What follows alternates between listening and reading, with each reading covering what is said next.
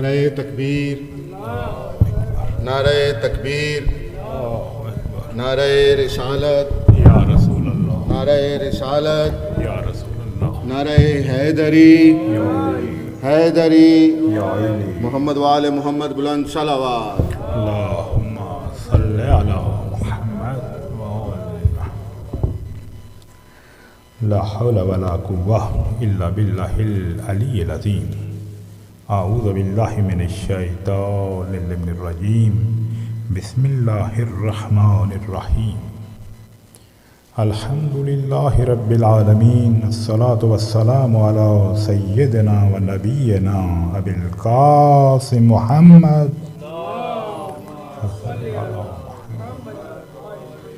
وآلہ طیبین الطاہرین المعصومین، لا سیما بقیت اللہ فی الارضین، ولعنۃ اللہ علی اعدائہم اجمعین من یوم عداوتہم الی یوم الدین، اما بعد۔ قال اللہ تبارک و تعالی فی کتاب المبین، اعوذ باللہ من الشیطان الرجیم، وَسَيَعْلَمُ الَّذِينَ ظَلَمُوا أَيَّ مُنْقَلِبٍ يَنْقَلِبُونَ۔ صلوات۔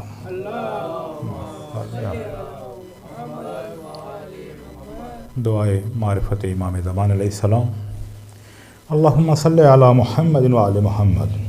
اللہم عرفنا نفسک فإنک إن لم تعرفنا نفسک لم نعرف رسولک۔ اللہم عرفنا رسولک فإنک إن لم تعرفنا رسولک لم نعرف حجتک۔ اللہم عرفنا حجتک فإنک إن لم تعرفنا حجتک ضللنا عن دیننا۔ صلوات صلی اللہ محمد وعلی محمد۔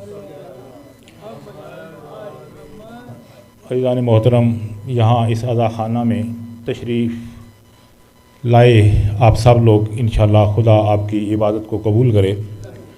میں اپنے کچھ دوستوں کے ساتھ جب یہاں اس طرف آ رہا تھا تو آتے ہوئے گاڑی میں کچھ بات ایسی مخلوقات کی ہوئی جو ہوتی تو ہیں لیکن نظر نہیں آتی۔ آپ یقین جانیے، بعض اوقات ہم جب اس ممبر پہ بیٹھ کے ذکر محمد و آل محمد کر رہے ہوتے ہیں اور جب یہ تصور ذہن میں آتا ہے کہ سامنے سامعین کی تعداد بہت کم ہے، لیکن پھر یہ خیال اور یہ تصور کہ بہت ساری ایسی مخلوقات ہیں جو انسان کے حواس میں نہیں آتی، لیکن وہ ذکر محمد و آل محمد سننے کے لیے اس عزا خانے میں براجمان ہوتی ہیں۔ بعض اوقات ہر انسان کو اس کا تجربہ ہوتا ہے، اپنی زندگی میں ہوتا ہے۔ کچھ لوگ حواس سے جانتے ہیں، کچھ عقل سے جانتے ہیں، کچھ شعور سے جانتے ہیں، کچھ اپنے ایک ایسی حس ہے جسے حس عرفان کہتے ہیں، اس کے ذریعے سے جان سکتے ہیں کہ اگر خدا کی عبودیت کی قائل صرف وہ ذوات مقدسہ نہیں ہیں جنہیں اشرف المخلوقات کہا گیا ہے، بلکہ کچھ ایسی مخلوقات بھی ہیں جنہیں خدا نے انسان کے ساتھ ان کی ذمہ داری میں شریک قرار دے دیا۔ انسان صرف تجھے ہی خلق نہیں کیا اپنی عبادت کے لیے، ایک اور مخلوق بھی ہے۔ وجہ تخلیق جن بھی وہی ہے جو وجہ تخلیق انسان ہے۔ تو یہ ہوتی ہیں، یہ مخلوقات ہوتی ہیں، بس صرف وہ حس چاہیے جو انہیں محسوس کر سکے۔ یقیناً یہ وہ حس نہیں ہے جس کا تعلق حواس خمسہ سے ہے۔ یہ بصیرت نہیں ہے، بصارت ہے، بلکہ میں الٹا کہہ گیا، یہ بصارت نہیں ہے بلکہ بصیرت ہے۔ اس آنکھ سے ان مخلوقات کی موجودگی کو محسوس کیا جا سکتا ہے۔ میں نے آپ کے سامنے قرآن مجید کی سورہ اسراء کی آخری آیت کا ایک ٹکڑا تلاوت کرنے کا شرف حاصل کیا، جس میں خالق اکبر نظام کائنات کا ایک اٹل اصول آپ کو بتا رہا ہے۔ کیا ہے؟ جو بھی ظلم کرے گا بڑی جلدی اسی دنیا میں وہ دیکھ لے گا کہ اس ظلم کا بدلہ کیا ہے. یہ آسان الفاظ میں. سَيَعْلَمُ الَّذِينَ ظَلَمُوا أَيَّ مُنْقَلِبٍ يَنْقَلِبُونَ. مولانا موجود ہیں. سَيَعْلَمُ الَّذِينَ، جلدی انشاءاللہ قریب آنے والے زمانے میں، یہ مستقبل قریب کی بات ہو رہی ہے، بڑی جلدی اگر کسی چیز کی جزا یا سزا ملتی ہے تو اس کا نام ظلم ہے. ظلم ایک ایسی حقیقت ہے، ایک ایسی اخلاقی قدر ہے جس کا تعلق کسی دین اور مذہب کے ساتھ نہیں ہے، انسانیت کے ساتھ. کوئی بھی معاشرہ ہو، انسان کہیں کا بھی رہنے والا ہو، اس سے پوچھ لیجئے کہ اپنے دل میں حمایت ظالم کی محسوس کرتے ہو یا مظلوم کی. میں کہتا ہوں کہ حقیقت نہ بھی ہو، کبھی کتاب اٹھا کے پڑھیے جس کی بنیاد فکشن پہ ہوتی ہے. ایسی کتابیں ہوتی ہیں نا جو حقائق پہ مبنی نہیں ہوتی، افسانہ ہو گیا. کوئی ایسی مووی ہوگی کہ جس کا حقیقت سے کوئی تعلق نہیں ہے، اس میں کوئی سٹوری بتائی جا رہی ہے، کوئی دو گروہ دکھائے جا رہے ہیں، دو طبقات ہیں انسانوں کے، اس میں ایک ظالم ہے دوسرا مظلوم ہے. انسان اگر سالم ہے، مریض نہیں ہے، ذہنی طور پہ کوئی خلل نہیں ہے، تو فطری طور پہ اس کی حمایت، اس کی انکلینیشن کس طرف ہوگی؟ جو کہ مظلوم ہے.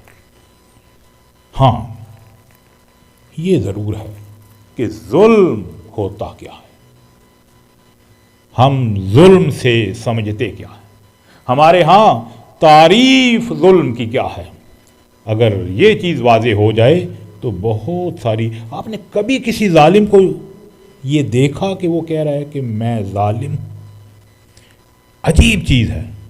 خود سے جانتا ہے کہ میں ہوں ظالم، ظلم کو اتنا برا سمجھتا ہے کہ کبھی بھی اپنے آپ کو متصف نہیں کرے گا کہ میں نے ظلم کیا، بلکہ اپنے ظلم کی تعویل کرے گا. کتنی جلدی ظلم کا بدلہ انسان اس دنیا میں دیکھتا ہے.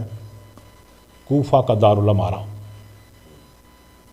ولید کی حکومت، مروان کا پوتا ہے، عبد الملک بن مروان کا بیٹا ولید بن عبد الملک، یہ بیٹھا ہوا ہے.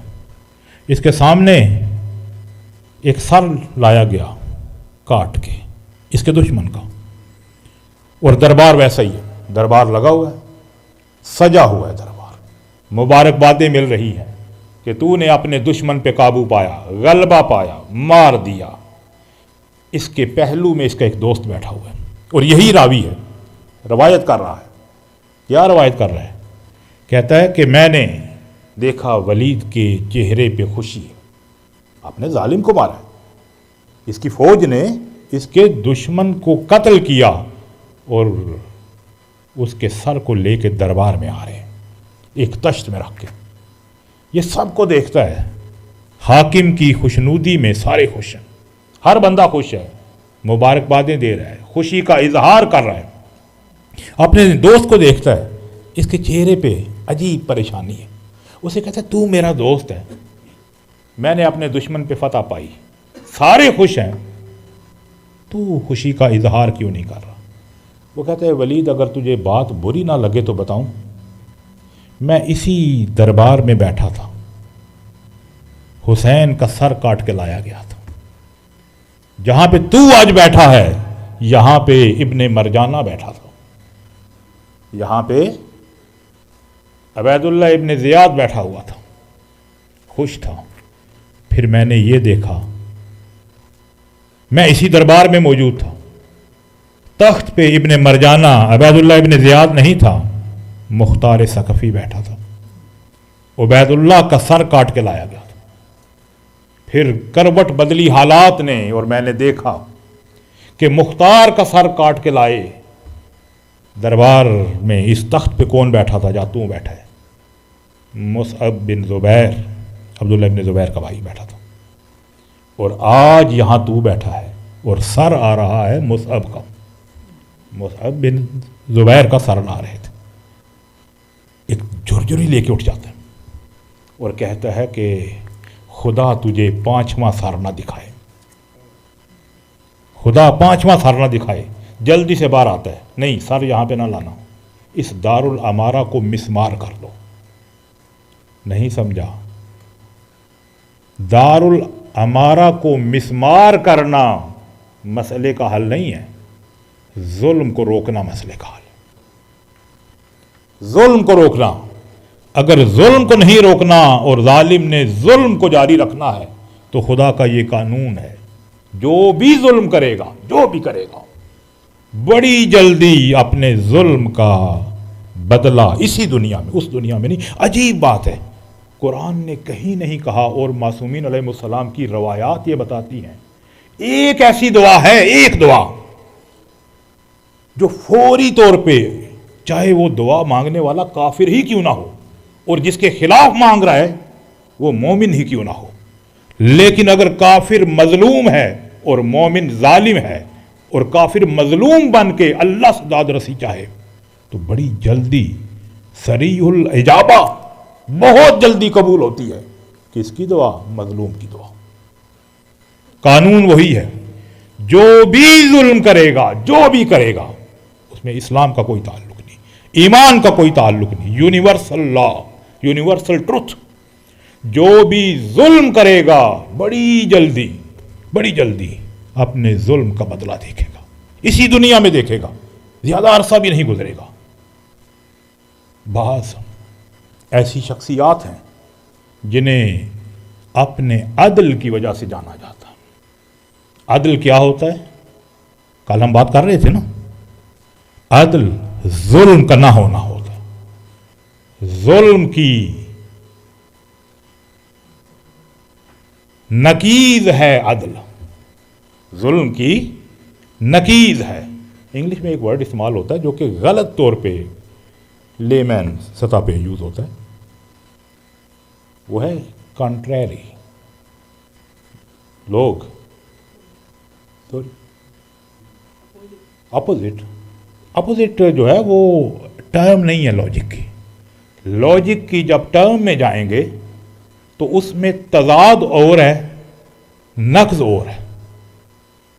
تضاد کو کنٹریری کہتے ہیں اور نقض کو، تنقیض کو کنٹراڈکشن کہتے ہیں۔ تو ظلم کی کنٹراڈکشن جو ہے وہ کیا ہے؟ عدل۔ اگر عدل کو پہچان لیں تو ظلم کو پہچان لیں گے۔ عربی میں مولانا کیا کہتے ہیں؟ وضع شیء فی مقام ہی اور فی موضع ہی، کسی بھی شے کو اس کی جگہ پہ رکھنا عدل ہے اور اس کی جگہ پہ نہ رکھنا ظلم ہے۔ اور اتنی ہی بات ہے، اندھیرے سے اجالا پہچانو، اندھیرے سے اجالا اور اجالے سے اندھیرا پہچانو۔ Know the thing by their contradictions۔ عربی میں آپ لوگ کیا کہتے ہیں؟ تعرف الاشیاء باضدادہا، اشیاء کو ان کی کنٹراڈکشن سے پہچانو۔ بہت بڑا آدمی، تاریخ جانتی ہے، مسلمان بھی نہیں تھا، نام کے ساتھ عادل لکھا ہوا ہے۔ کون ہے؟ نوشیروان عادل، نام کے ساتھ لکھا ہوا ہے۔ اس کے پاس ایک بندہ آتا ہے، پوچھتا ہے تو بادشاہ ہے، بہت بڑا بادشاہ ہے۔ شاہ کنگ کو کہتے ہیں، بادشاہ اس کنگ کو کہتے ہیں جس کی حکومت صرف زمین پہ نہ ہو بلکہ ہوا پہ بھی ہو، اور شہنشاہ اس کنگ کو کہتے ہیں جو دوسرے بادشاہوں پہ بھی بادشاہ ہو۔ تو بادشاہ نہیں ہے، تو شہنشاہ ہے، تو جو چاہے کرے، تیرا کیا ہوا صحیح ہے، جو تو چاہے وہ کر سکتا ہے، تجھے کیا ضرورت پڑی؟ عدالت کیوں کرتا ہے؟ ساتھ والا پوچھ رہے، پریشان ہے، کیوں؟ جب کوئی بادشاہ ہوتا ہے تو جو لفظ اس کی زبان سے نکلتا ہے وہی قانون ہوتا ہے۔ تو چاہے تو عدل کرے، نہ چاہے تو نہ کرے۔ کون ہے جو تیرے ہاتھ کو پکڑ سکے اور تیرے کام کو ظلم کہہ سکے؟ جو تو چاہے گا وہی ہوگا۔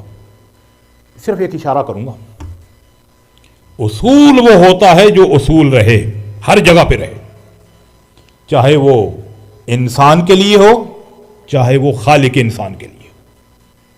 ہم کیوں اللہ کی صفات میں سے بنیادی صفت کو عدل کہتے ہیں؟ اس لیے کہ کسی چیز کی بھی، کل میٹا ایتھکس کی بات ہو رہی تھی، meta ethics not ethics, meta ethics, کہ اگر کوئی چیز اچھائی ہے برائی ہے تو وہ اچھائی اچھائی کیوں ہے، اور اگر وہ اچھائی ہے تو انٹرنسکلی ان اٹ سیلف وہ اچھائی ہے۔ اسی کو علم کلام کے اصول میں کیا کہا جاتا ہے؟ حسن و قبح عقلی، یعنی عقل انسان جتنی بھی محدود ہو، یہ خدا نے انسان کو صلاحیت دی ہے کہ اپنی عقل کی بدولت کسی بھی صفت کے حسن اور قبح کو محسوس کر سکتا ہے، اور اگر اس میں حسن ہے تو پھر حسن ہے، اگر اس میں قبح ہے، کبھی ہے، اگر وہ اگلی ہے تو پھر وہ اگلی ہے۔ اب چاہے وہ اتصاف انسان کے ساتھ ہو جائے یا خدا کے ساتھ ہو جائے، اگر ظلم انسان کے ساتھ متصف ہو کے برا ہے تو خدا کے ساتھ اتصاف ہو ہی نہیں سکتا، ممکن ہی نہیں ہے۔ خدا اگر خدا ہے تو پھر عادل ہوگا، اگر خدا ہے تو پھر عادل ہوگا، اگر عادل نہیں تو پھر خدا نہیں۔ کیوں؟ خدا ہے کمال مطلق، کمال مطلق، اور کمال کا بھی کمال عدل کو کہتے ہیں۔ اسی لیے ہم اصول دین کی بنیادی اصل عدل، خدا کی صفات بہت ساری ہیں، یقین جانیے مکتب تشیع کے نزدیک خدا کے وجود پہ ایمان کو اصل دین نہیں کہا گیا۔ توجہ فرمائیے گا، میں زیادہ نہیں رکوں گا اس پہ۔ ایمان باللہ کو اصول دین کا حصہ نہیں کہا گیا، کیوں؟ یہ انڈرسٹوڈ ہے، ہر بندہ اللہ پہ ایمان رکھتا ہے، اللہ کی صفات کو بتایا گیا ہے کہ اگر ان صفات پہ ایمان نہ ہوا تو اللہ کا تصور تو رہے گا لیکن وہ تصور حقیقی نہیں ہوگا۔ تو اصول دین میں سے پہلی اصل کیا ہے؟ توحید ہے۔ یہ نہیں کہا گیا کہ اللہ وجود رکھتا ہے یقین رکھو اس پہ، نہیں، اللہ ہے اور ایک بھی نہیں ہے، توحید ہے۔ ایک جو ابھی آپ فرما رہے ہیں مولا کائنات نے اس کی نفی فرمائی ہے۔ کسی نے کہا اللہ واحد، مولا نے کہا واحد وہ ہوتا ہے توڑو تو دو بن جائیں، اللہ واحد نہیں ہے۔ واحد وہ ہے جس میں ترکیب ہوتی ہے، جو کمپوزٹ ہوتا ہے، جو کمپوزٹ ہوگا، جو مرکب ہوگا، وہ محتاج ہوگا دوسرے جزو کا۔ جس میں احتیاج آ جائے وہ کچھ بھی ہو سکتا ہے، خدا نہیں ہو سکتا۔ ماشاء اللہ، یہ واحد نہیں ہے، یہ واحد نہیں ہے۔ یعنی آپ دیکھیے کسی چیز کو بھی جب آپ کوئی نام دیتے ہیں تو اس کی ایک کانوٹیشن ہوتی ہے، اس کی ایک ڈیفینیشن ہوتی ہے۔ بعض اوقات وہ ڈیفینیشن لے مین سطح پہ آ جاتی ہے، تو لہذا سمجھا یہ جاتا ہے کہ واحد، توحید، احد ایک چیز ہے۔ نہیں، واحد اس ایک کو کہتے ہیں کہ اگر دو کو ملا دیا جائے تو وہ ایک بن جائے، ایک کو توڑ دیا جائے تو وہ دو بن جائے، اس میں ترکیب ہو، کمپوزیشن ہو۔ احد وہ واحد ہے، یعنی واحد نہیں ہے، احد وہ واحد ہے جو اپنے وجود میں واجب ہے۔ اب توجہ سنیے گا، واجب ہمارے آج کل جو کسی اور اصطلاح میں استعمال ہو رہی ہیں یہ اصطلاحات۔ واجب الوجود، واجب الوجود کون ہوتا ہے؟ وہ جو اپنے وجود کے لیے کسی کا محتاج نہ ہو، جو قائم بالذات ہو۔ وجود کے لیے احتیاج کی کئی قسمیں ہیں۔ ایک احتیاج کی یہ قسم ہے کہ یہ معلول ہے، اسے علت کی ضرورت ہے۔ یہ ایک ایسا معلول ہے کہ جس میں مختلف اجزاء مل کے اس کی حیت تشکیل دیتے ہیں۔ ہاں، کمپوزیشن۔ सॉल्यूशन भी कहा जा सकता है उसे। लेकिन वो महलूल जो अपने क़याम के लिए किसी इल्लत का मोहताज ना हो, उसे क्या कहते हैं? कय्यूम। कय्यूम ऐसा वजूद जिसके बारे में अदम का तसव्वुर ना हो सके, ये वजूद है। आज है, कभी नहीं था। हम सारे वजूद हैं। इस वजूद से मसबूक अदम है। हर वजूद मसबूक बे अदम है, यानी हर वजूद पहले नहीं था। हर आलिम पहले जाहिल था, उसने अपने जहल को इल्म में बदला तो फिर वो आलिम हुआ।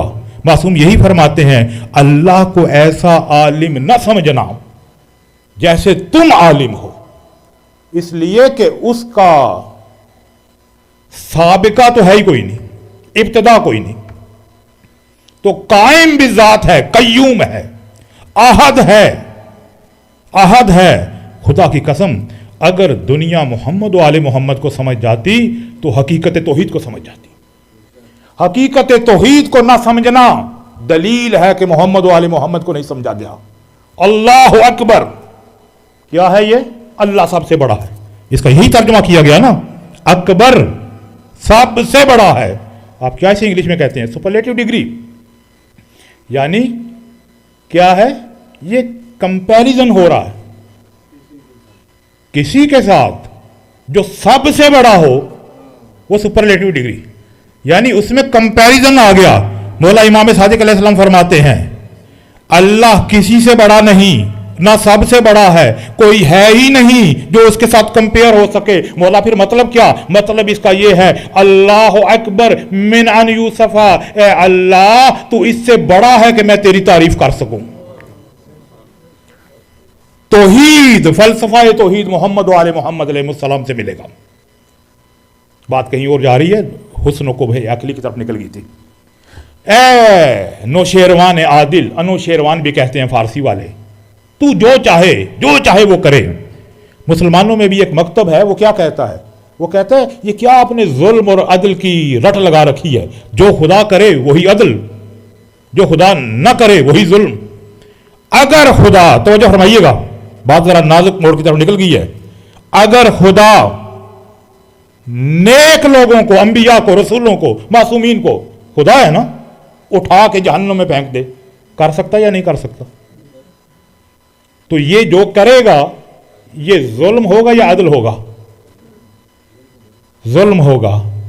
तो एक मकतब फिक्र है मुसलमानों में जिसे अशराइट कहते हैं, अशायरा, वो ये कह रहा है कि चूंकि खुदा ने किया है तो यही अदल है।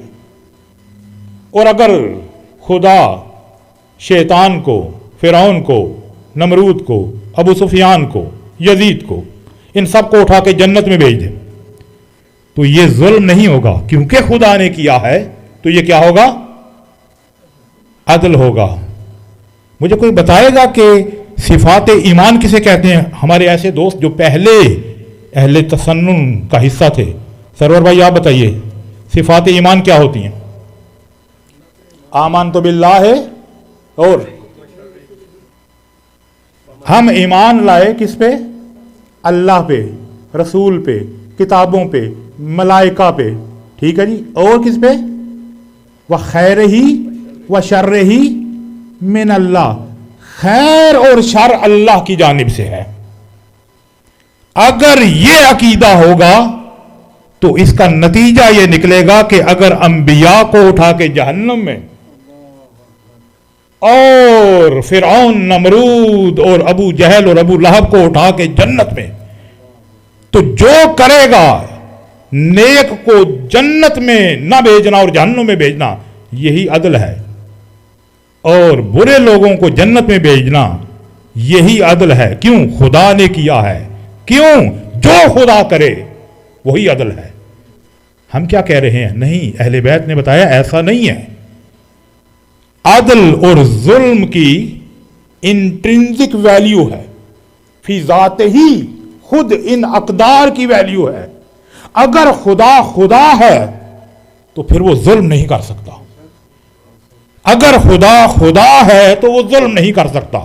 اگر وہ ظلم کرے گا تو پھر وہ خدا نہیں ہوگا. جو خدا کرے وہ ظلم ہو، یہ ہماری عقل کا فطور ہے. اگر خیر اور شر اللہ کی جانب سے ہے تو پھر ہوگا کیا؟ اے اللہ، فرعون یہی کہے گا، تو نے موسیٰ کو اس طرف بھیجا اور مجھے اس طرف بھیجا. تو چاہتا تو مجھے موسیٰ بنا دیتا، موسیٰ کو فرعون بنا دیتا. اگر اہل بیت سے اسلام نہ لیا تو عدل اور ظلم کی پہچان مختلف ہو جائے گی. یہی مسئلہ ہو رہا ہے. نہ برا کہیں کسی کو، خصوصاً یزید کو. ہو سکتا ہے اللہ اسے معاف کر دے، ہو سکتا ہے اللہ اسے معاف کر دے. ایک خطیبانہ جملہ ہے، جو اللہ یزید کو معاف کرے ہم اس اللہ کو معاف نہیں کریں گے. کیوں؟ اس لیے کہ وہ اللہ عادل ہی نہیں ہے. اللہ وہ ہے جو عادل ہوگا. یعنی دوسرے الفاظ میں یہ ہے کہ وہ اللہ ہی نہیں ہے جس میں کمال نہ پایا جاتا. اے انوشیروان عادل، تو بہت بڑا عادل ہے. تیرا اگر کوئی ہاتھ روکنے کے قابل نہیں تھا تو جو کرے، جس طرح شاعرہ کہہ رہے ہیں، جو اللہ کرے، تو جو کرے، شہنشاہ ہے تو، وہی عدل ہوگا. اس نے کہا نا، میں نے خود دیکھا ہے، اپنی زندگی میں دیکھا ہے. کیا دیکھا؟ اب وہ بتا رہا ہے. انوشیروان عادل پوچھنے والے کو بتا رہا ہے کہ میں عدالت کیوں کرتا ہوں، میں ظلم کیوں نہیں کرتا. وہ کہتا ہے کہ میں نے دیکھا، میرا لشکر جا رہا ہے، میں نے ایک سپاہی کو دیکھا بلا کسی وجہ کے، اس نے ایک پتھر اٹھایا اور پاس سے گزرنے والے کتے کو مارا. کتے کو تکلیف ہوئی، میں دیکھتا رہا کیوں مارا ہے اس نے. وہ اس کی طرف نہیں آیا، اس نے نقصان نہیں پہنچایا بغیر کسی وجہ کے. میں اسی سوچ میں تھا. تھوڑا سا ٹائم گزرا، میری فوج کا ایک گھوڑا بدکا، اس نے ایسی دو لتی رسید کی اسی سپاہی کو کہ اسے اس سے کئی گنا زیادہ تکلیف کا احساس ہوا. میں سوچ رہا ہوں کہ کیا اس کی وجہ وہی ہے. تھوڑی دیر اور گزری، ایک ایسا گھڑا آیا کہ گھوڑے کی ٹانگ اس میں گئی اور ٹوٹ گئی. مجھے یہ سمجھ میں آ گیا کہ یہ ایک یونیورسل لا ہے. جو کوئی بھی بغیر کسی وجہ کے کسی پہ ظلم کرے گا، بڑی جلدی اسے اس کا بدلہ ملے گا، بہت جلدی اسے اس کا بدلہ ملے گا. سَيَعْلَمُ الَّذِينَ ظَلَمُوا أَيَّ مُنْقَلِبٍ يَنْقَلِبُونَ. اگر روایات کیا بتا رہی ہیں، ایک کافر ہے، کافر، اس پہ ظلم کر دیا کس نے؟ کسی مسلمان اور مومن نے.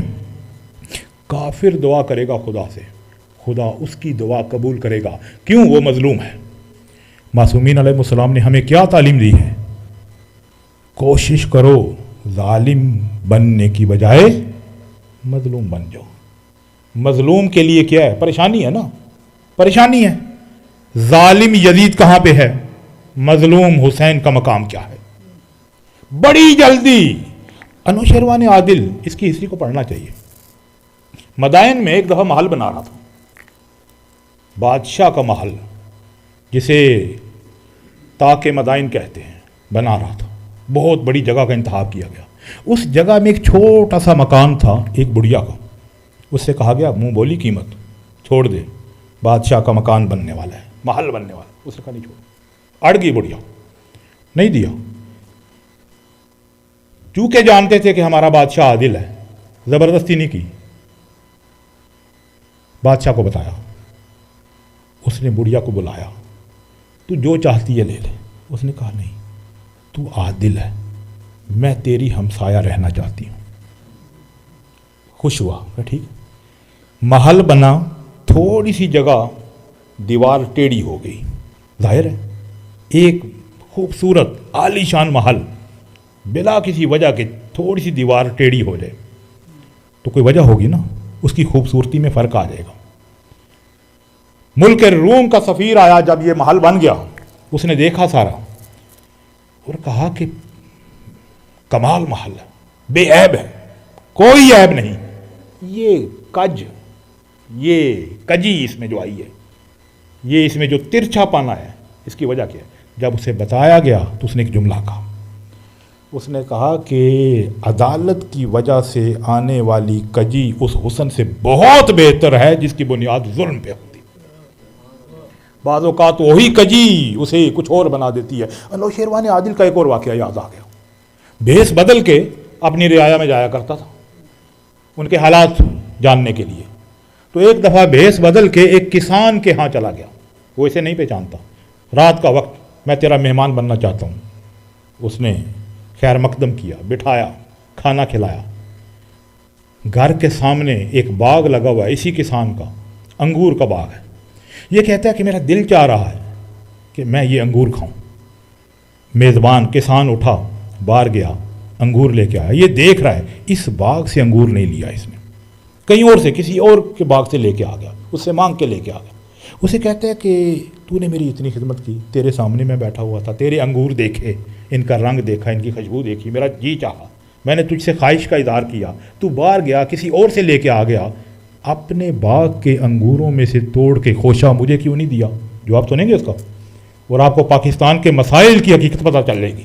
اس نے کہا دیکھو یہ باغ، اس میں سے خراج ٹیکس بادشاہ کا حصہ ہے، ابھی تک میں نے ٹیکس نہیں دیا، تو جب تک میں نے ٹیکس نہیں دیا اس وقت تک مجھے حق حاصل نہیں ہے کہ میں اس میں تصرف کروں۔ جب میں بادشاہ کا حصہ دے چکوں گا تو پھر میں اسے توڑ کے چاہے خود کھاؤں، چاہے مہمان کو کھلاؤں، چاہے بازار میں بیچ دوں۔ اس نے کہا تو یہاں بیٹھا ہے، بادشاہ یہاں پہ نہیں ہے، تجھے دیکھ نہیں رہا۔ اس نے کہا اگرچہ نہیں دیکھ رہا لیکن میرا حکمران عادل ہے، جب حکمران عادل ہو تو رعایا امین ہوا کرتی ہے، رعایا امین ہوا کرتی ہے۔ اگر رعایا میں امانت داری نہ پائی جاتی ہو تو سمجھ لیجئے حکمران عادل نہیں، اور اگر حکمران عادل نہیں تو یہ بھی سمجھ لیجئے کہ رعایا میں کوئی ایسی چیز ہے اللہ نے اسے ظالم حکمران کے ذریعے سے سزا دی ہوئی ہے۔ صلوات پڑھیے محمد والے محمد۔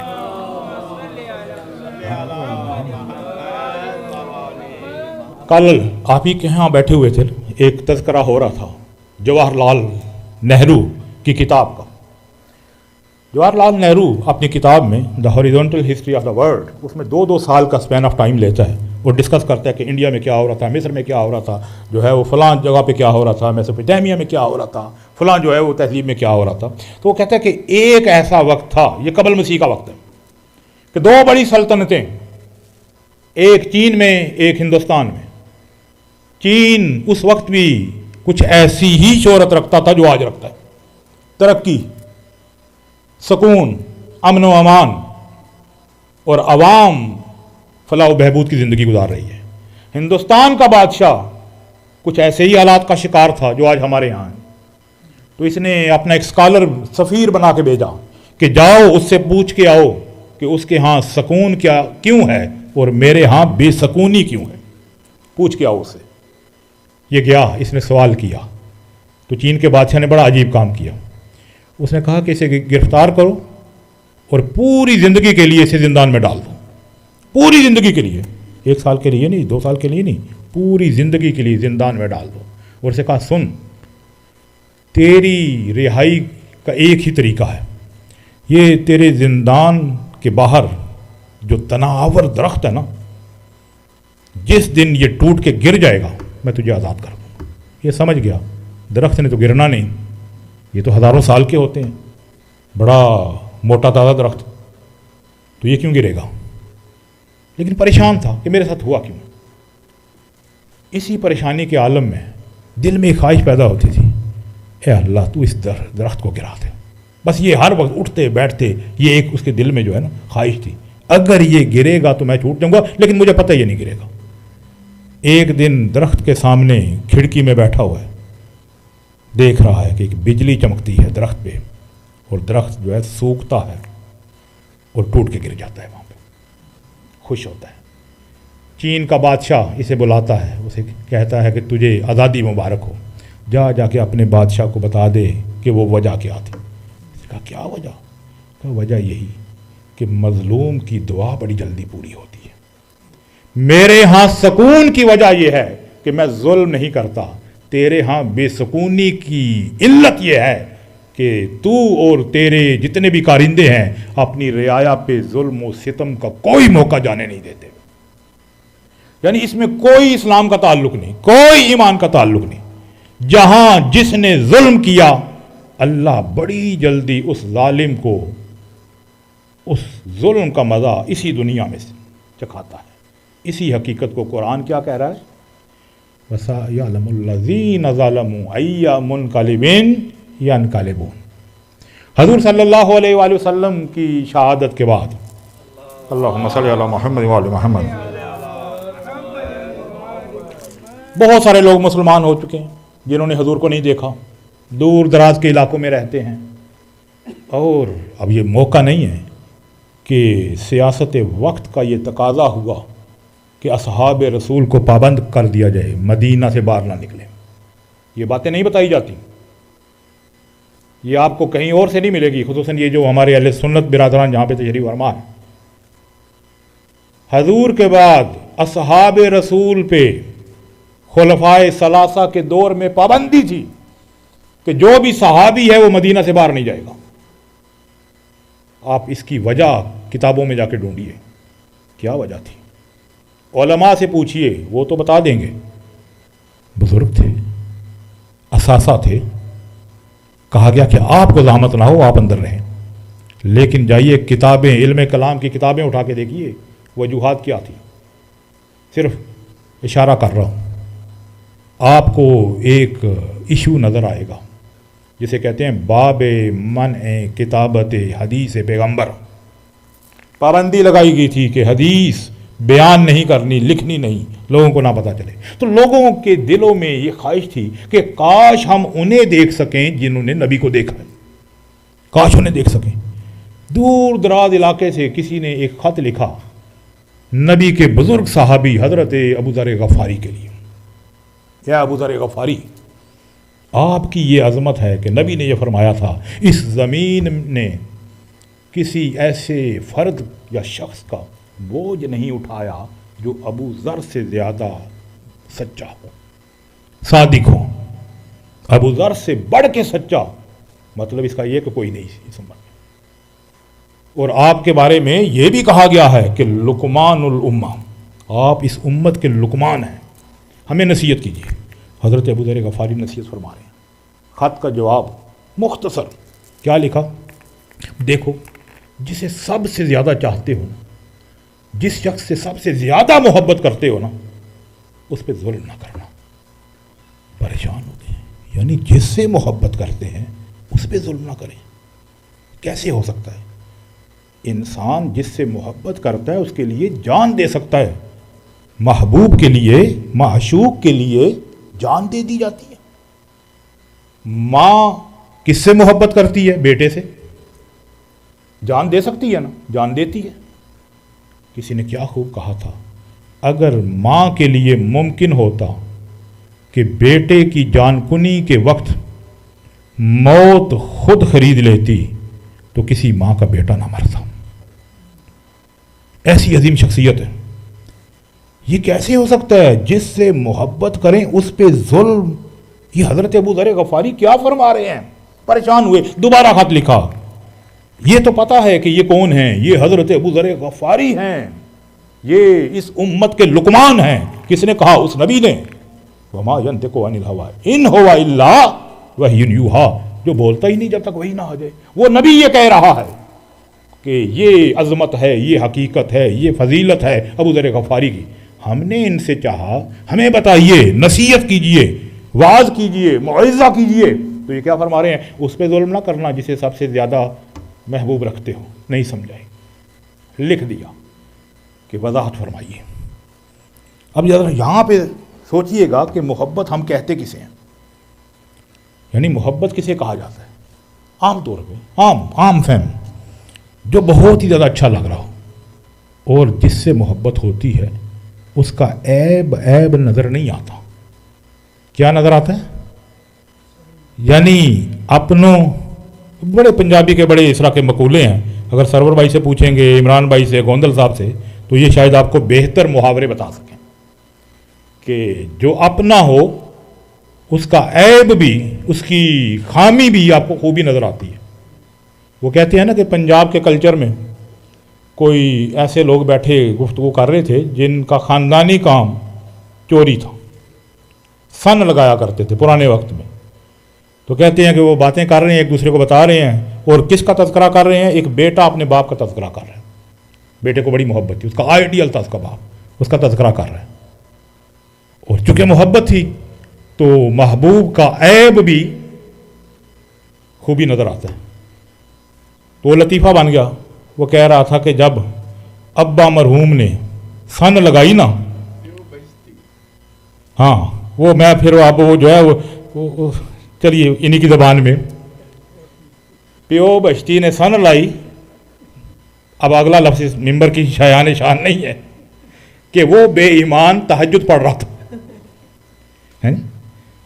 اب دیکھیے جو محبوب تھا اس کا عیب بھی اچھا نظر آ رہا ہے، اور جو محبوب کا دشمن تھا اس کی خوبی بھی جو ہے وہ بے ایمانی کی علامت بن گئی۔ وہ تہجد پڑھ رہا تھا، اس نے سن لگائی، ہوا کیا؟ ذکر کر رہے تھے کامیابیوں کا، ناکامیوں کا، ایک دفعہ پکڑے گئے، ناکامی ہوئی، تو اس کی وجہ یہ بیان کر رہے ہیں کہ ان کی غلطی نہیں تھی، اس کی غلطی تھی جو تہجد پڑھ رہا تھا، وگرنہ یہ اپنے کام میں ماہر تھے۔ تو یہ ہوتی ہے محبت، یعنی عام بندے کو اگر عدالت کی تعریف نہ ہو اور ظلم کا ادراک نہ ہو تو عیب بھی خوبی بن جایا کرتی ہے۔ حضرت ابو ذر غفاری سے پوچھ رہے ہیں کہ بتائیے یہ کیسے ممکن ہے جس سے ہم سب سے زیادہ محبت کرتے ہیں اس پہ ظلم نہ کریں؟ حضرت ابو ذر غفاری نے سمجھایا، دیکھو کس سے سب سے زیادہ محبت کرتے ہو؟ فلاں سے۔ کہا نہیں، سب سے زیادہ اپنے آپ سے محبت کرتے ہو، اپنے نفس سے محبت کرتے ہو سب سے زیادہ۔ ماں کڑیل جوان مر جائے تو یہی روتی ہے نا، میرے بڑھاپے کا سہارا، یہی ہے نا۔ بچے کی تکلیف اسے خود محسوس ہو رہی ہے، اس لیے اس تکلیف سے بچنے کے لیے اپنے آپ کو پیش کر رہی ہے، یعنی حب ذات جسے ہم کہتے ہیں، اپنے آپ سے محبت۔ اور اس اپنے آپ سے جو چیز منسلک ہو رہی ہے، پھر جتنی منسلک ہوتی جا رہی ہے، اس کا تعلق آپ سے بڑھتا جا رہا ہے، اتنی ہی وہ آپ کو عزیز ہے۔ لیکن وہ دوسری چیزیں ہیں، وہ آپ نہیں ہیں، وہ آپ سے کیا ہو رہا ہے؟ تعلق پیدا ہو رہا ہے، اس تعلق کی بنیاد پہ، اس علاقے کی بنیاد پہ ان کی محبت کا تعین ہو رہا ہے۔ تو سب سے زیادہ محبوب کون ہے؟ اگر ماں کو بیٹے سے سب سے زیادہ محبت ہوتی تو قرآن کیوں کہہ رہا ہے قیامت والے دن مائیں کیا کریں گی؟ دودھ پلاتے ہوئے بچوں کو بھی چھوڑ دیں گی، اپنی پرواہ ہوگی، اپنے نفس کی پرواہ ہوگی۔ سب سے زیادہ محبت کسے ہوتی ہے؟ اپنے آپ سے ہوتی ہے۔ اب ذرا اس فرمان حضرت ابو ذر غفاری کو سمجھیے، جس سے سب سے زیادہ محبت کرتے ہو اس پہ ظلم نہ کرنا۔ کس سے سب سے زیادہ محبت کرتے ہیں؟ اپنے آپ سے۔ اب کوئی ایسا کام نہ کرنا جس سے اپنے آپ کو نقصان ہو جائے، کوئی ایسا کام نہ کرنا جس سے میرے جسم کو، میرے بدن کو جلنا پڑے، کوئی ایسا کام نہ کرنا جس کا اجر یا جس کا بدلہ یا جس کی سزا بڑی جلدی اسی دنیا میں مل جاتی ہے، جسے ظلم کہتے ہیں، یعنی خدا کی معصیت میں کوئی حرام کام نہ کرنا۔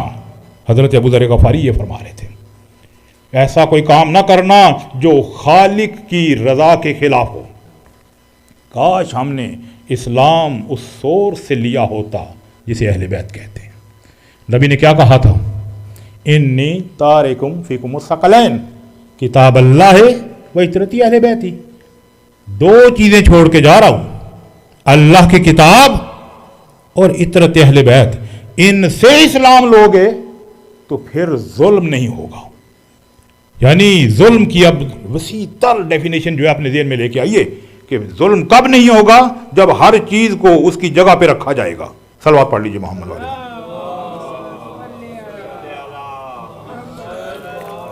ایک دفعہ اور صلوات پڑھ لیجیے، پانی نہیں ہے یہاں پہ، ایک دفعہ اور صلوات پڑھ لیجیے۔ گوندل صاحب ٹھنڈا نہ دے دیجیے گا، باقی خیر ہے۔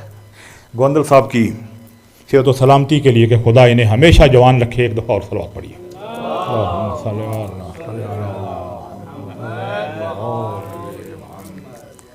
جس سے سب سے زیادہ محبوب رکھو اس پہ ظلم نہ کرنا. چونکہ اسلام کو قرآن، اہل بیت اور عقل ہم نے خود نہیں لیا. ہم دوسروں کو کیا کہتے ہیں؟ ہم نے خود نہیں لیا ان سے. ذرا تو ایک جھلک دیکھیے گا، ایک جھلک. ہمارے علاقوں میں، گجرات میں بھی خاص طور پہ، نظر حضرت فاطمہ الزہرا سلام اللہ علیہا کا اہتمام کیا جاتا ہے، اور یہ بیویوں میں مخصوص ہوتی ہے. سنا ہوگا نا آپ نے؟ ایسی نظر بنائی جاتی ہے کیونکہ یہ منسوب ہے جناب فاطمہ الزہرا سلام اللہ علیہا سے. تو اب کوئی سید ہے یا غیر سید ہے، بالغ ہے یا نابالغ ہے، بچہ بھی ہے تو اس کمرے میں بھی نہیں جائے گا. اور اس پہ جو ہے باقاعدہ ایک پردہ ڈانپ دیا جاتا ہے، کبھی کوئی اسے دیکھے بھی نہ. کھانا تو دور کی بات ہے، دیکھے بھی نہ. کیوں؟ یہ بی بی کی نظر ہے. کون بی بی؟ جسے فاطمہ الزہرا کہتے ہیں. یعنی کتنا تقدس، کتنی عظمت، کتنی محبت. لیکن کاش اس کے ساتھ عقل بھی ہوتی اور سیرت اہل بیت بھی ہوتی. یعنی بی بی سے منسوب ہے. یہ روٹیاں، یہ آٹا بی بی نے گوندا نہیں ہے، بی بی نے روٹیاں بنائی نہیں ہیں، اور ہم ان کی اتنی حفاظت کر رہے ہیں کہ کوئی دیکھے بھی نہ. سورہ دہر کی شان نزول کیا ہے؟ جناب فاطمہ الزہرا سلام اللہ علیہا نے آٹا گوندا، روٹیاں بنائیں. کسی نے صدا دی، انا مسکین، انا اسیر، انا یتیم. وہ روٹیاں جو بی بی نے بنائی تھیں وہ اٹھا کے دیں، وہ اٹھا کے دیں. اب انہوں نے دیکھی بھی، لمس بھی کیا، کھائیں بھی. یہ صرف منسوب نہیں ہے، یہ بی بی کے ہاتھ سے بنی ہوئی ہیں. لیکن ہم نے ان روٹیوں پہ کپڑا ڈالا جو صرف منسوب ہیں، اور وہ جو کہہ رہی ہیں کہ ہم کنیزان جناب فاطمہ الزہرا ہیں، چاہے وہ سید زادیاں ہیں یا روحانی طور پہ ان کی بیٹیاں ہیں. یہ کپڑا ان کے سروں پہ ہونا چاہیے تھا، ان کے چہروں پہ ہونا چاہیے تھا. یہ اس حجاب کی صورت میں ہونا چاہیے تھا جسے آپ پردہ کہتے ہیں، جسے آپ نقاب کہتے ہیں. لیکن وہاں سے ہم نے اتار لیا، اور کوئی چیز بھی جو اس کی جگہ ہے، جو اس کا محل ہے، جو اس کی اصل جگہ ہے، وہاں سے ہٹا دیں تو وہ ظلم بن جاتا ہے. ہم کون ہیں؟ ہم سب کچھ قربان کر رہے ہیں اہل بیت کے لیے، جناب فاطمہ الزہرا سلام اللہ علیہا کے لیے. انہوں نے کہا تھا کہ حجاب کی حفاظت کرنا. بی بی نے کیا کہا تھا؟ واہ حجابا، واہ حجابا. لیکن وہ کپڑا ہم نے کہاں ہونا چاہیے تھا کہ عدل ہوتا، اور کہاں رکھا کہ وہ اب عدل نہیں رہا بلکہ ظلم بن گیا. وہ ان روٹیوں پہ چلا گیا، وہ ان سید زادیوں کے سروں سے، چہروں سے اتر گیا. اسی لیے اگر اسلام کے ساتھ فہم اسلام بھی ہوتا، عقل بھی ہوتی، سیرت اہل بیت بھی ہوتی، قرآن بھی ہوتا، تو مسلمان آج نام کا مسلمان نہ رہتا. آج ایک میں کلپ دیکھ رہا تھا، ایک خاتون جو کہ کرسچن ہے، یہی جو کچھ جڑاوالا میں ہوا ہے، دیکھا نا آپ نے؟ تو وہ کیا کہہ رہی ہے؟ عجیب قوم ہے، عجیب قوم ہے. جب گھر جلا دیتے ہیں، کئی ہماری مقدس کتابیں جلا دیتے ہیں، جلا کے کہتے ہیں نہیں یہ مسلمانوں کی عکاسی یہ عمل نہیں کرتا، تو پھر کس کی کرتا ہے؟ کوئی نئی بات کی ہے؟ کیا پہلے اہل بیت کے گھر نہیں جلائے؟ کیا پہلے قرآن نہیں جلائے؟ اگر قرآن کو جلانا، اگر قرآن کو آگ لگانا بری بات ہے، اور یقیناً بری بات ہے، تو پھر تاریخ میں دیکھنا پڑے گا کہ ابتدا کب ہوئی اور کیسے ہوئی، کب آگ لگائی گئی اور کس نے آگ لگائی. کس کو آگ لگائی؟ قرآن کو بھی آگ لگائی اور اطرت اہل بیت کو بھی آگ لگائی. اے امت مرحومہ تو نے تو قیامت کی. استاد قمر جلالوی. اے امت مرحومہ تو نے تو قیامت کی، تھا چاند مگر پھر بھی ستاروں نے حکومت کی. اے امت مرحومہ تو نے تو قیامت کی، تھا چاند مگر پھر بھی ستاروں نے حکومت کی. صد ہے گر خرمن دہقان جلا ڈالے، خود آپ اپنے مقدر کو انسان جلا ڈالے. کہنے کو مسلمان ہو، قرآن جلا ڈالے. کیا قرآن سب سے پہلے مسلمان نے نہیں جلایا؟ کیا اہل بیت کا در، بی بی کے در پہ آگ لے کے سب سے پہلے مسلمان نہیں گئے؟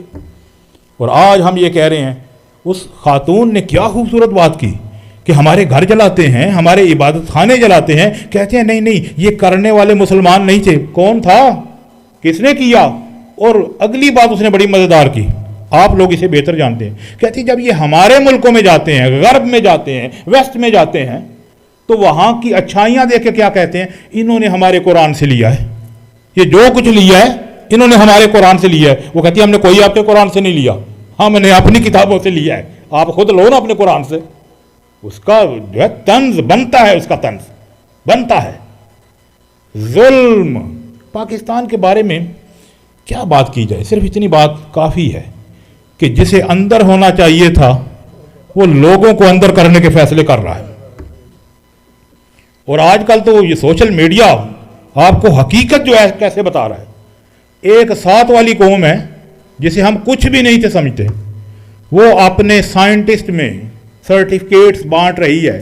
یہ وہاں پہنچے جہاں انہیں پہنچنا چاہیے تھا. اقبال کے شاہین کو کمندیں ڈالنی چاہیے تھی. اور انہوں نے کیا کیا؟ یہ سرٹیفکیٹ تقسیم کر رہے ہیں. وہ جو بچے جھولتے رہے ہیں نا، جسے کسی اور نے اتار لیا، تو اس کے لیے سرٹیفکیٹ. کیوں؟ سارا کچھ کیوں ہو رہا ہے؟ عدل کو نہیں سمجھا اور ظلم کو عدل بنا دیا گیا. اگر عدل و عدالت کا شعور ہوتا تو انسان ظلم کو پہچان جاتا. اگر ظلم کو پہچان جاتا تو جس نے در حضرت زہرا کو جلایا تھا اسے رضی اللہ نہ کہا جاتا. اگر اس وقت درب فاطمہ الزہرا پہ آگ نہ لگائی جاتی تو عصر عاشور کے وقت حسین کے خیام نہ جلتے. بس عزادارو، یہ ایام منسوب ہیں اس 4 سالہ بچی سے جو اپنے وقت کی زہرا ہے، جو اپنے وقت کی فاطمہ ہے. 4 سال اور اہل بیت کی بچیاں. یہ عجیب تاریخ نے نا ایک منظر کشی کی ہے. 4 سال کبھی جناب فاطمہ الزہرا کے ہیں، گھر میں بیٹھی ہوئی ہیں. کوئی آ کے بتاتا ہے فاطمہ گھر میں بیٹھی ہو، تمہارے بابا حرم میں نماز پڑھ رہے تھے. کوئی شکی آیا، اس نے آ کے اونٹ کی غلاظت آپ کے بابا کے سر پہ گرا دی. 4 سال کی بچی ہے، دوڑتی ہوئی جا رہی ہے. بہت سارے ڈاٹ اگر آپ کنیکٹ کریں تو حقیقت کا پتہ چلتا ہے. بیٹی کو باپ کی تکلیف برداشت نہیں ہوتی. اگر گھر میں 4 سال کی بچی برداشت نہیں کر سکی اور دوڑتی ہوئی جا رہی ہے، روتی ہوئی جا رہی ہے، اگر کچھ اور بچیاں بھی ہوتی تو وہ بھی یقیناً پہنچتی. روتے ہوئے جاتی ہے، اپنے پلو سے سر صاف کر رہی ہے، ماتھا صاف کر رہی ہے. اور باپ نے کیا کام کیا؟ باپ نے نماز ختم کی، پیشانی پہ بوسہ دیا، رو کے کہا ہے تو بیٹی لیکن اپنے باپ کی بھی ماں ہے. انت ام ابیہا. مسلمان تجھے مومنوں کی مائیں تو یاد رہ گئی، نبی کی ماں کو تو بھول گیا. فاطمہ مومنوں کی ماں نہیں ہے، نبی کی ماں ہے. انت ام ابیہا. 4 سال کا وقت. ایک اور بیٹی، یہ منظر دیکھ لیجئے، 4 سال ہے. فاطمہ دربار یزید وقت میں ہے، اپنے حق کا مطالبہ کرنے کے لیے گئی ہے. ساتھ حسن کو لے کے نہیں گئی، ساتھ حسین کو لے کے نہیں گئی. کسے لے کے گئی؟ ایک 4 سال کی بچی ہے، نام اس کا زینب کبریٰ ہے. پوچھئے عبداللہ ابن عباس سے کہ کس نے روایت کیا یہ خطبہ جناب فاطمہ الزہرا؟ قالت عقیلتنا. حضرت زینب کبریٰ نے روایت کیا. اور پھر ایک اور 4 سال کی بچی. اس بچی کا مصائب اپنی انتہا پہ پہنچتا ہے عصر عاشور کے بعد. ساری قربانیاں ہو چکی، خیموں کو آگ لگ چکی. کون بتا رہا ہے؟ حمید ابن مسلم، راوی ہے یزید کی فوج کا. یہ کہتا ہے کہ میں دیکھ رہا ہوں کہ ایک خیمے کو آگ لگتی ہے، اہل بیت کی خواتین دوسرے خیمے میں چل جاتی ہیں، دوسرے خیمے کو آگ لگتی ہے، تیسرے خیمے میں چلی جاتی ہے. اور جب آخری خیمے کو آگ لگ گئی اور امام وقت کی اجازت سے سیدزادیاں اپنے بالوں کا پردہ بنائے ہوئے باہر آ گئی تو میں نے دیکھا کہ ایک بی بی ہے، 4 سال کا سن ہے، روتی جاتی ہے، اپنے ہاتھوں کو اپنے چہرے پہ رکھا ہوا ہے، किसी ने पूछा तूने अपने हाथों को चेहरे पे क्यों रखा? कहा मेरी अम्मा, मेरी फूफियाँ अपने बालों से अपना पर्दा बना रही हैं, मेरे बाल छोटे हैं, मैं नहीं चाहती किसी नामहरम की निगाह मुझ पे पड़े। अज़ादारो, 4 साल की बच्ची, वक्त क्या है, असरे आशूर गुजर चुकी है, हुसैन का सर कलम हो चुका है, सकीना को फिक्र है तो अपने हिजाब की फिक्र है। अब जब चादरें छीनी जाती हैं तो हुमैद इब्ने मुस्लिम की रवायत है, बड़ी अजीब रवायत है। एक मुसलमान आगे बढ़ता है, चादर को खींचने की कोशिश कर रहा है, शरीकतुल हुसैन सानिय ज़हरा के सर से बीबी मुज़ाहमत कर रही हैं। इस मुसलमान ने ताज़ियाना उठाया और ज़ैनब के चेहरे पे इतने ज़ोर से ज़रब लगाई कि वो निशान आखिरी वक्त तक रहा। बीबी ज़ैनब ने हाथ रखा, उठा के देखा और एक बद्दुआ दी कि खुदा तुझे इस जुल्म का बदला बहुत जल्द इस दुनिया में दे। और यही इस जालिम ने बताया था मुख्तार सकफी को कि मैंने ये किया था। बस अज़ादारो, आग लग चुकी, खेमे जल चुके, अंधेरा फैल चुका। ज़ैनब को आज ज़ैनब नहीं बनना, अब्बास बनना है। उम्मे कलसूम से कहती हैं, उम्मे कलसूम सारे बच्चों को इकट्ठा करो। इकट्ठा किया तो देखा कि वो जो हुसैन को बड़ी प्यारी थी वो नज़र नहीं आ रही। परेशान हो गई उम्मे कलसूम, सकीना नज़र नहीं आ रही। मैं मक्तल की तरफ जाती हूँ, तू दरिया की तरफ जा। अब दोनों फूफियाँ सकीना को आवाज़ें देते हुए जा रही हैं। जब दोनों चली तो एक जगह पे पहुंचती हैं, वहाँ पे देखा कि झाड़ियों के नीचे अहले बैत के ख़ानदान के 2 बच्चे हैं, सो रहे हैं। जनाब ज़ैनब कुबरा ने समझा कि बच्चों को ये कुंज आफियत मिल गई, शायद यहाँ पे इन्हें नींद आ गई। लेकिन जब करीब जाके देखा ये बच्चे सो नहीं रहे थे, इनके सीनों की हड्डियां घोड़ों की टापों से टूट चुकी थी। इन दोनों बच्चों को उठाया, मक्तल में रखा, दोबारा सकीना की तलाश शुरू हुई। अब फूफी अम्मा सकीना को आवाजें देते जा रही हैं। मक्तल की लाशों के करीब पहुंचती हैं कि एक कटी हुई लाश से आवाज आती है, ज़ैनब आहिस्ता, ज़ैनब आहिस्ता बात कर, मेरी सकीना अभी रोते रोते सोच गई है। करीब जाके देखती हैं एक लाश है जिसका सर नहीं, इतने तीर लगे हैं कि उस लाश को पहचाना नहीं जा सकता। आगे बढ़ के देखती हैं कि इस लाश के पांव के तलवों पे सर रख के सकीना सो रही हैं। आगे बढ़ के सकीना को बेदार करती हैं, सकीना तू यहां क्यों सो रही है? फूफी अम्मा ये मेरे बाबा की लाश है, तुझे कैसे पता चला? बस फूफी अम्मा जब मेरे दामन को आग लगी मैं दौड़ती जा रही थी, मैं बाबा को याद करती जा रही थी, मैं मुसलमानों से पूछती जा रही थी, मुसलमानों मुझे इतना बता दो नजफ का रास्ता कौन सा है? तो ये एक लाशा था, कटा हुआ सर था। यहां से मुझे आवाज आ रही थी, आजा मेरी बेटी मेरे पास आजा।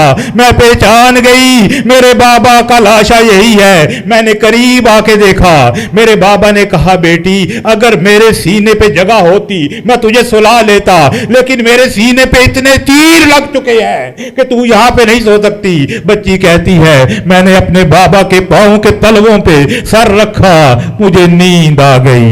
अला लहनतुल्लाह अलैहि कौमिल ज़ालिमीन। मातम हुसैन।